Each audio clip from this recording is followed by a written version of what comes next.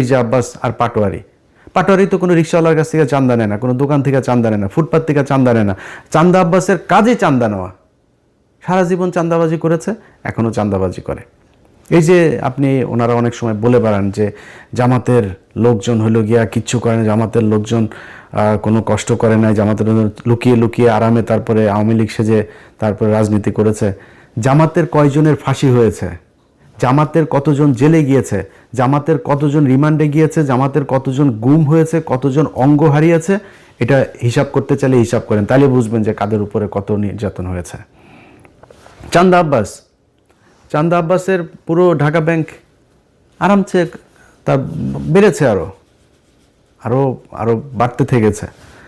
তারপরে আপনি এই যে মীর কাশেম আলী, তার ছেলে পর্যন্ত আপনার গুম হয়ে একদম কি অবস্থায় বের হয়েছে আপনারা দেখেছেন সেগুলো। তো এই অবস্থা, এটা হলো জামাত আর বিএনপির মধ্যে। আপনি ধরেন হাইপোথেটিক্যাল কথাবার্তা বাদ দেন, জামাত আর বিএনপির সাথে আমরা যে প্রতিদ্বন্দ্বিতা করব, কারণ একজন বিএনপির ভাইকে আমি বলবো যে মানে আমি কিন্তু চাই যে সব রাজনীতি, খালি বিএনপি একা না, আমি চাই আওয়ামী লীগও যদি বাংলাদেশে কোনোদিন রাজনীতি করে, জাতীয় পার্টির রাজনীতি, সব রাজনীতিবিদদেরই মানে ঠিক জায়গায় আসতে হবে। ভাই আপনি চোর বাটপার সে আগের ধান্দাবাজ চান্দাবাজ এগুলো নিয়ে আমরা যদি বলতে বলেন, মানে একটু সেফ জোনে থাকার জন্য বলি, নাহলে 100% বলে ফেলতাম।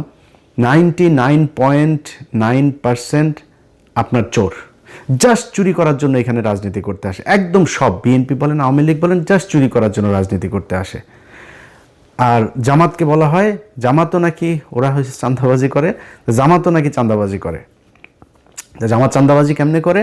ওই যে ইয়ানত নেয়, এটাও বলে চান্দা। তো ও ইয়ানত নেয়, ওর পকেটের টাকা দিয়ে ও সংগঠন করে, রাজনীতি করে। আর আপনি মানুষের টাকা নেওয়ার জন্য রাজনীতি করেন, মানুষের কাছ থেকে চান্দা নেওয়ার জন্য রাজনীতি করেন। এগুলি বলে কি আপনি বুঝাইতে পারবেন? জামাতটা আপনি বলবেন 71-এর রাজাকার, এগুলি বলে কি আপনি আমার জামাতটা পেছনে নিতে? মানুষ কেন যেখানেই যায়, যেখানেই শুনেন জামাতকে, আমরা এবার জামাতকে ভোট দিব, জামাতকে ভোট দিব, হ্যাঁ, মানে এরা আবার বলে বট বাহিনী দিয়ে এগুলি করা হয়। তো ডাকসু নির্বাচনে কি হয়েছে? ছাত্র সংসদ নির্বাচনগুলো সব জায়গাতে কেন এই ভরাডুবি? সবশেষ যকসু নির্বাচনে সবাই মিলে, ওই যে বিকাশ নুরু টুরু সব কটার দল মিলে এসে তারপরে শিবিরের বিরুদ্ধে লাগলো, তাও পারলো না। তো কেন হচ্ছে এরকম? এটা এমনি এমনি? আপনার কি মনে হয় জাহাঙ্গীরনগর বিশ্ববিদ্যালয়, ঢাকা বিশ্ববিদ্যালয়, সব বিশ্ববিদ্যালয়গুলোতে সবাই শিবির করে, এখন সবাই জামাতে যোগ দিয়েছে? নো, কি করেছে? তাদের এই সাধারণ মানুষ যারা, সাধারণ ভোটার যারা, তারা দেখেছে যে ছাত্র দলের চরিত্র আর ছাত্র শিবিরের চরিত্র, না, এটা তো আকাশ পাতাল পার্থক্য। আমরা তো যা শুনি সব মিথ্যা কথা। এটাকে বলা হয় এরা হইল গিয়া এই 71-এ ওর মারে এটা করেছে, ওর বোনের এটা করেছে, খুঁজে পায় না। সারা বাংলাদেশে যে মেজর আখতারুজ্জামান, তিনি এদিন একটা কথা বলেছেন যে ভাই 71-এ জামাতে ইসলামের সংগঠনে সব মিলায় লোক ছিল না 300 জন, তারা 64 জেলায় একদম সংগঠন করে, এই যে রাজাকার বলা হয়, রাজাকার জিনিসটাই তো মানে বিকৃতভাবে উপস্থাপন করা হয়েছে। রাজাকার ছিল পাকিস্তানি বাহিনীরা, এই যে ব্রিজ কালভার্ট যেগুলো ভেঙে দিচ্ছিল মুক্তিযোদ্ধারা, এগুলো রক্ষণাবেক্ষণের জন্য তাদের ইউনিফর্ম ছিল চৌকিদারদের মতো। আপনি মেজর আক্তার নিজেও এই কথাটা বলেছে, এটা এর আগেও আমরা বিভিন্ন বইতেও পড়েছি, আপনি বিভিন্ন বিদেশি যেসব ডকুমেন্টারিগুলো ছিল তখনকার, সেগুলো তো গেলেও দেখবেন।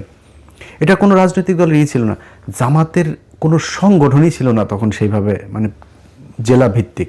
ঢাকা শহরে একটা ছোট্ট একটা ছিল, ওইটা নিয়ে তারা রাজনীতি করতো।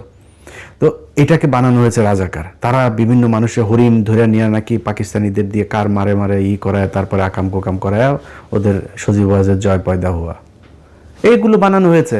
এগুলো তো ভাই মানুষ এখন বলে করা যাবে না। এখন চুয়াডাঙ্গার কথা বলি, আমার চুয়াডাঙ্গায় জামাতের প্রার্থী হলো একে অ্যাডভোকেট রাসেল ভাই, আর বিএনপির প্রার্থী হইল গিয়া শরীফুজ্জামান শরীফ। তিনি একাধারে চাঁদাবাজ, ধান্দাবাজ, দখলবাজ, টেন্ডারবাজ, সবশেষ ধর্ষক। ধর্ষণের অভিযোগ করেছে এক নারী। কেন অভিযোগ করেছে? সেও বিএনপি করতো, স্কুল শিক্ষিকা, গান গায়, শিল্পী। সেই নারীকে আপনার ধর্ষণ করার অভিযোগ করার কারণে তাদের স্বর্ণ চোরাচালান এই মামলায় ঢুকাই দিয়ে তারা জেলে রেখেছে, এখনও জেলে। এই সপ্তাহে হয়তো বা সে ভালো একটা সুসংবাদ পাইতে পারি, সে সম্ভবত বের হবে। তো এই ব্যক্তিরা যদি আপনি জামাতের রাসেল ভাইয়ের কাছে যদি আপনি শরীফ ধর্ষককে দাঁড় করান, তো মানুষ কাকে ভোট দিবে? সারা দেশে তো একই অবস্থা। এই যে